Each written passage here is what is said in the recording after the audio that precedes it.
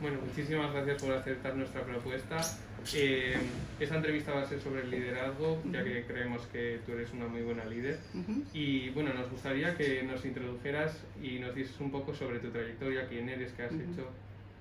Bueno, pues yo he sido periodista más de 20 años. Empecé hace muchísimo tiempo, en el 90, en el año 90, en Hong Kong, en donde estuve 7 años como corresponsal de la agencia EFE, y donde desde allí cubría 20 y tantos países, desde Corea hasta el Pacífico y el sudeste asiático, Vietnam, Malasia, Indonesia y países así. Luego estuve en Panamá 5 años como editora de la sección de negocios de la prensa, de un diario allí importante, y allí bueno, pues hice bastantes investigaciones financieras y bueno, pues estuvo bastante divertido. Y después de eso me fui a Nueva York, allí estuve trabajando para el país y para otros medios. Estuve 2 años allí y luego me fui a Roma, donde fui editora jefa de la agencia de noticias Interpress Service durante 7 años. Es que es todo tan largo que no me acuerdo casi ya de las cosas que he hecho. Y bueno, allí en ese momento, en el 2003, di un salto hacia el activismo. Estuve trabajando para una fundación que se llama Fundación Mar Viva, trabajando en conservación marina como directora internacional de comunicación, y luego fui directora ejecutiva de Greenpeace España. Estuve en Madrid y luego estoy mirando para arriba como que para acordarme de todo. Luego estuve en Londres 3 años trabajando como directora de comunicación y desarrollo de negocios de un equipo que se dedica al cambio climático. Y también empecé a publicar investigaciones. Y bueno, pues en el 2014 me vine aquí y empecé a trabajar para Deusto y me hice profesora y investigadora de aquí, de Deusto. Pero bueno, hasta que llegué a Deusto siempre he dirigido equipos desde unas pocas personas hasta más de 400 personas. Entonces, tengo experiencia de dirigir equipos. No sé si liderar equipos, que es otra cosa. Y desde tu punto de vista, ¿qué considerarías que es el líder? Bueno, dirigir gente o ser la jefa no es liderar, ¿no? Liderar es otra cosa. Liderar, yo considero que es inspirar a la gente que tienes alrededor, y ni siquiera tienes que ser la jefa, o sea, puede ser alguien del equipo, sin más. Liderar es inspirar a la gente para que haga cosas extraordinarias, ¿no? Para mí eso es la definición del líder o la líder. Sí. Y no es lo mismo eso, dirigir personas que liderarlas. Sí, justo nos acabas de decir que estuviste pues como de jefa de un montón de grupos diferentes, pero ¿crees que en otros aspectos de tu vida o en otros momentos has sido líder? Bueno, yo creo que he sido líder en algunos momentos de mi vida. Y no siempre con mucho éxito. He intentado ser líder en algunos momentos y lo he conseguido pues en menos momentos. O sea, una cosa es intentarlo y otra cosa es conseguirlo. Pero creo que cuando se consigue pues te sientes muy bien, ¿no? Te hace sentir muy bien a ti y a todo tu equipo, ¿no? Sí. Y cuando has estado en este tipo de trabajos y crees que has ejercido el liderazgo, ¿de qué manera tratabas de hacerlo? ¿De qué manera intentabas, como tú dices, inspirar a esas personas? Bueno, al principio era muy joven cuando empecé a dirigir equipos, tenía 23 años, o sea, poco más que vosotros y vosotras.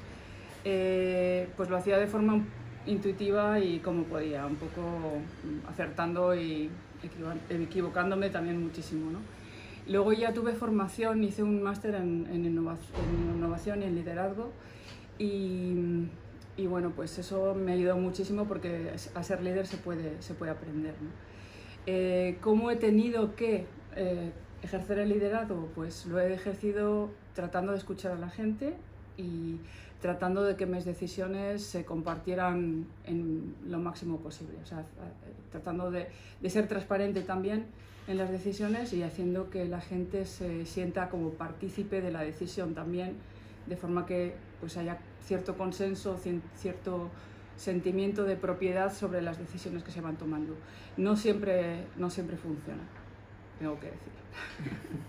Y como mujer, ¿crees que se ha notado al ser mujer algún impedimento a la hora de ser líder? Sí, muchísimo, muchísimo. Y al principio no me daba cuenta porque era muy joven y porque creo que nos gusta pensar cuando somos jóvenes que ahí existe cierta meritocracia, que la gente llega a los lugares por mérito propio, etcétera, etcétera, pero no es así para absolutamente nada. Las mujeres tenemos que competir en desigualdad de condiciones. Es como, yo lo comparo como ir a hacer una carrera de 100 metros lisos, por ejemplo, con tacones de aguja y una falda de tubo. O sea, eso póselo a un tío y ves a ver hasta dónde llega, ¿no? Pues igual que nosotras. Tenemos muchísimos inconvenientes, muchísimos hándicaps que nos van poniendo, que se van convirtiendo como en obstáculos en la carrera para llegar. Por mencionar alguno, cuando llegamos a casa la cena no está lista. Tenemos que abres el frigorífico y no hay nada porque nadie ha ido a comprar absolutamente nada. Cuando nuestros compañeros hombres pues tienen la cena lista, sus mujeres les deshacen las maletas. Esto no digo que sea general ni que ocurra en todos los casos, ¿no? Pero muchas veces es así, ¿no? Trabajamos muchas más horas que los hombres y muchas de esas horas son no remuneradas, es trabajo doméstico. Y esto está súper comprobado. Puede que haya casos puntuales en los que no se dé, pero es la generalidad. Luego nuestro estilo de liderazgo se ve constreñido absolutamente por lo que se espera de nosotras. No puedes expresar enfado, no puedes expresar dureza como lo hacen los hombres porque enseguida se te tacha de histérica, mandona, ese tipo de cosas. Mientras que a los hombres se les interpreta como, bueno, pues si está enfadado será por alguna razón y bueno, es justo, es duro, pero es justo, ¿no? El estilo de liderazgo es más limitado que para los hombres. Los hombres tienen como un rango mucho más amplio de posibilidades, ¿no? Más problemas que hay, bueno, pues la falta de reconocimiento, se nos quita la voz continuamente. En reuniones lo ves todo el tiempo y esto está científicamente comprobado. En las reuniones a las mujeres se nos corta, o no se nos da la palabra, o se nos corta mientras estamos hablando continuamente. Está comprobado, o sea, hay estudios de mujeres que hablan en público, de mujeres que en reuniones. Esto es una cosa constante con la que tienes que pelear y es un poco violento, ¿no? Pero te tienes que curtir en el arte de decir, no he terminado, tengo 3 cosas más que decir.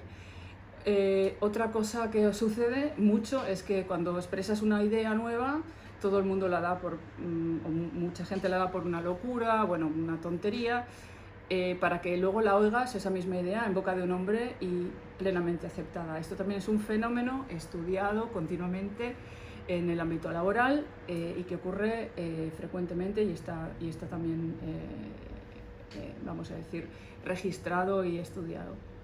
Entonces las mujeres tenemos muchísimos obstáculos para ser líderes porque luchamos, yo creo que contra una cuota masculina que existe. O sea, los hombres tienen el 75%, 80% del derecho para llegar a ser líderes o al menos jefes, ¿no? Porque hay muchos jefes que no son líderes. Hay una cuota masculina informal, ¿no? que está reservada para los hombres y nosotras, nuestro espacio es muchísimo más pequeñito. Por tanto, como no se nos deja hablar, como no podemos plantear ideas porque no se reciben con la misma disposición, ¿no?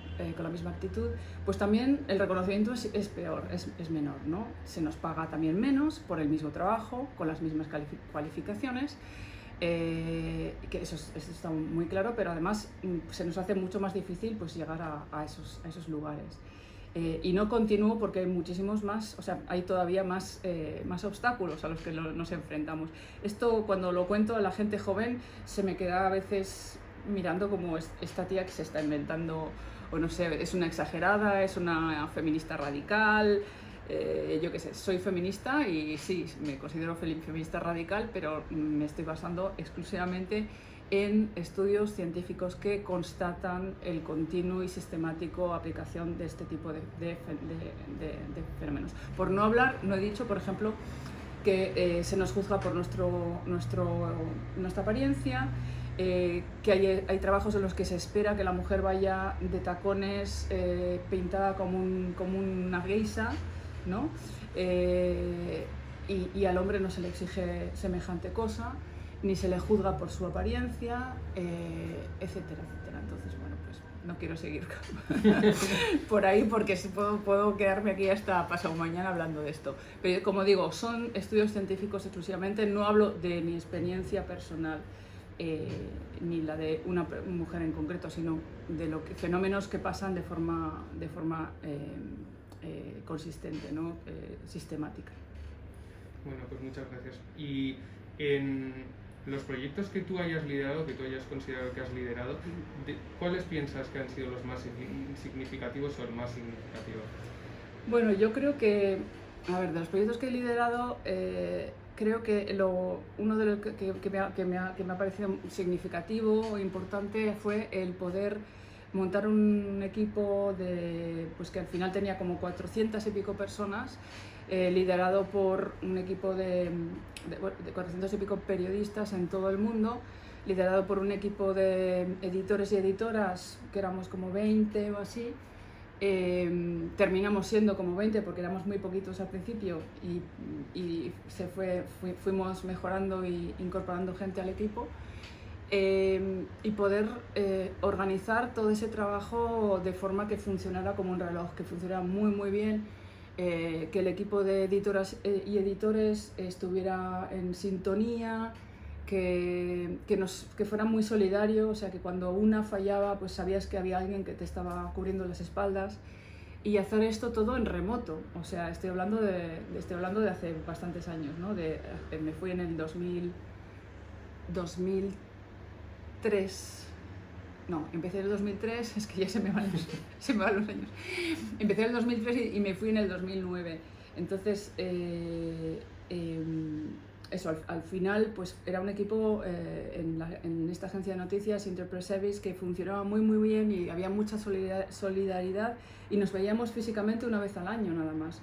Esto me parece muy importante, ¿no? O sea, para mí como un logro muy importante en mi carrera, porque sí que ha habido pues premios y cosas de esas, pero yo creo que lo más interesante es eso. Y pensando un poco en esta entrevista, estaba pensando también en cuál es la clave del liderazgo, ¿no? De por qué puedes conseguir este tipo de resultados. Y no ocurre todo el tiempo, ni es permanente, tienes que continuamente cuidar estas relaciones, las tienes que cuidar mucho. Pero se me ocurría compararlo con un coro, ¿no? Yo he cantado en el Orfeón Donostiarra antes de irme de aquí, estuve 8 años cantando, y me preguntaba por qué una voz que no era como la mía, que no era espectacular ni mucho menos de forma individual. Si tú me pones a cantar, bueno, pues canto y tengo estudios de música y no voy a hacer un mal papel, pero vamos, que tampoco es ninguna maravilla, ¿no? Pero lograbas con otras voces como la tuya, que no eran ninguna maravilla tampoco, hacer momentos de música realmente sublime, o sea, realmente que pueden emocionar y conmover y contar cosas, ¿no? ¿Y cómo se lograba eso? Se lograba con liderazgo, o sea, tener un líder delante, pero también se lograba por el trabajo de equipo, ¿no? Por el hecho de que una voz resuena con otra, resuena porque has trabajado muchísimo, porque has ensayado, pero porque estás como una especie de comunión, de trabajo de equipo, que al final no es la suma de individuos, sino que es un conjunto, una cosa especial, ¿no? Y yo creo que eso, cuando logras esa especie de comunión que decía yo con tus compañeros y compañeras, es cuando salen cosas extraordinarias, ¿no? Es costoso, tienes que trabajar mucho.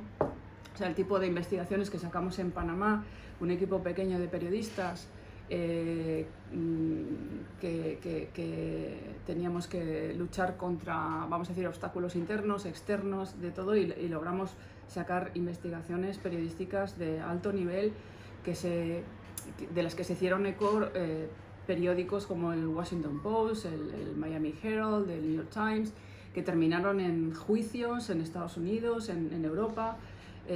Pues cómo consigues eso con un equipo pequeño de gente, pues es la motivación, es el liderazgo, es el trabajo de equipo, es el saber que le puedes dar la espalda a tus compañeros y compañeras que te van a cuidar. Es un conjunto de cosas que hace que eso funcione. Y, o sea, que no solamente en realidad es el liderazgo, ¿no? Hay más ingredientes alrededor de eso. Y nos has contado que desde el 2014 viniste aquí y has sido docente de la Universidad de Deusto. ¿Tú crees que en la docencia se aplica de distinta manera el liderazgo? ¿Crees que hay diferencia? Yo creo que no. Son las mismas cosas. Luego, si me preguntáis si yo he sabido ser líder en mis clases, no lo sé. Seguramente no todo el tiempo. No todo el tiempo. Me conformo con haber inspirado a algunos y algunas para haber pensado de forma crítica, haberles apasionado por algún tema, alguna cosa de esas. En ese momento sí eres líder, pero yo creo que no hay ninguna diferencia. O sea, que se trata de escuchar, se trata de poder hacer cosas juntos y juntas, etcétera, etcétera. Tengo que decir una cosa, que es que hay diferentes estilos de liderazgo, claro. Estoy hablando de un liderazgo al que yo me he visto abocada porque era mujer y por mis circunstancias y tal. Un liderazgo basado en el consenso y todo eso, pero también hay un liderazgo carismático, hay otro liderazgo más de autoritario, que a las mujeres se nos cierra esa vía, por ejemplo, pero que también pueden funcionar, ¿no? Yo no digo que no pueden funcionar, pero en mi caso yo creo que no hay ninguna diferencia entre fuera y dentro de las aulas, ¿no? Vale, y ahora teníamos una pregunta pensada. Sí. Y escuchando lo que has dicho sobre que también has tenido un máster, de que has estudiado también ser líder y tú has dicho como que también te puedes formar, teníamos una pregunta, ¿y tú crees que líder se nace o se hace? A ver, yo creo que también hay líderes natos y natas, que realmente son como pez en el agua, ¿no? Tú les lanzas a una situación donde tienen que tomar las riendas y enseguida se suben a la mesa y lideran, ¿no? Pero a mí no es el tipo de liderazgo que más me gusta, la verdad. Prefiero un liderazgo más compartido. Igual estoy condicionada por lo que decía, soy mujer, mis experiencias, etc. Pero yo prefiero un liderazgo más sosegado, menos personalista, más basado en red, ¿no? En la red, que en el individuo, porque el individuo se cae y se cae todo. Entonces, yo creo que también hay liderazgos que se generan porque la situación lo exige, ¿no? Estaba también pensando sobre esto y cuando estuve en Nueva York me tocó cubrir el ataque terrorista contra las Torres Gemelas y llevaba pues 2 semanas o así escribiendo 1 o 2 crónicas diarias para El País, a tope. Y entonces a las 2 semanas me di cuenta de que se había hablado mucho de bomberos y bomberas, de los servicios sanitarios, hospitalarios, de la policía, como protagonistas o lo que sea, y nadie había hablado de los y las periodistas que habíamos cubierto con el mismo tipo de intensidad y con el mismo tipo de urgencia que estos otros gremios, ¿no? O sectores. Entonces me puse a hacer una crónica y a hacer entrevistas de gente, pues entrevisté a la gente que hizo la portada del New York Times, la gente que hizo la portada del Washington Post, otra gente que había llegado, que había conocido, porque eran momentos caóticos, ¿no? Que había conocido de una televisión puertorriqueña, que había ido a cubrir un partido de rugby y había terminado cubriendo el ataque, cosas así, ¿no? Muy locas. Había historias alucinantes de liderazgo. Por ejemplo, el Wall Street Journal, que el edificio estaba ahí, en el Ground Zero, o sea, estuvo muy afectado por el ataque, ¿no? Pero ellos tenían un centro en Nueva Jersey, ¿no?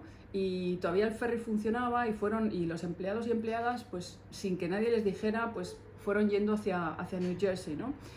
Donde tienen un centro de entrenamiento.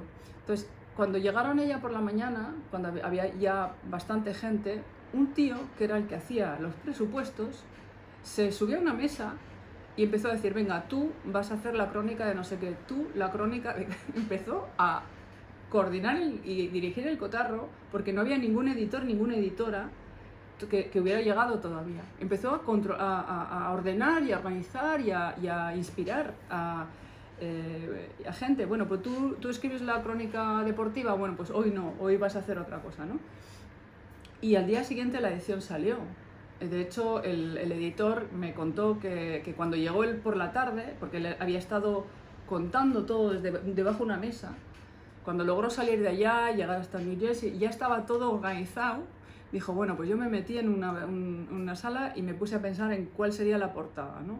A trabajar en la portada, porque ya todo el trabajo había sido organizado por un líder que quizás no sabía que era líder, pero las circunstancias le llevaron a tomar las riendas y a liderar a toda la gente, inspirar a la gente a que hicieran algo extraordinario, que era sacar la edición del día siguiente, que mucha gente pensaría que no saldría, ¿no? Así que bueno, pues puedes ser líder por circunstancias, líder porque eres una líder nata, y puedes ser líder porque te has preparado y porque has ido al cole y te has preparado y has aprendido a serlo. Pero hay diferentes formas de serlo. ¿Y tú en tu caso cuál crees que ha sido? Yo un poco de todo. O sea, al principio, si algo me salió bien en el asunto de inspirar a la gente, fue por pura casualidad, o sea, por instinto, por no sé, pero tampoco porque sean una líder. Bueno, era bastante mandona de pequeña, eso es verdad. Y el hecho de que era la mayor de todos mis hermanos, que somos 5, y de mis primos, y eso igual tuvo algún tipo de influencia. Pero yo creo que me ha servido mucho el aprender. O sea, aprender que el que se enfada pierde,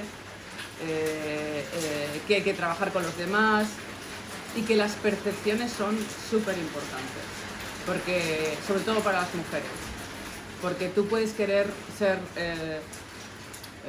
liderar por consenso, que puedes intentar hacer las cosas, pero si te perciben como una mandona y como una histérica, no vas a poder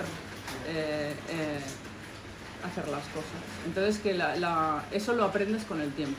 Eso yo creo que o eres muy lista y ya lo sabías desde hace mucho tiempo, o lo aprendes a base de darte contra la pared, ¿no? Y por último, cuando investigamos un poco acerca de tu trayectoria para poder entrevistarte, vimos que habías escrito varios libros. ¿Y tú cuál consideras que ha sido el más importante y por qué? O sea, ¿por qué te decantaste a escribirlo? Bueno, yo creo que el más importante ha sido Data Activism and Social Change, que es un libro dedicado a cómo la gente como nosotros y nosotras, y también las organizaciones del tercer sector sobre todo, utilizan los datos para el cambio social. Y yo creo que es el más importante porque es el más citado, porque yo creo que fui capaz de ver que había un hueco en la literatura especializada, que nadie había hablado de ese tema todavía de forma sistemática, y bueno, pues hice el libro. Y bueno, pues yo creo que rellena un espacio un hueco que había ahí en la literatura científica sobre este tema.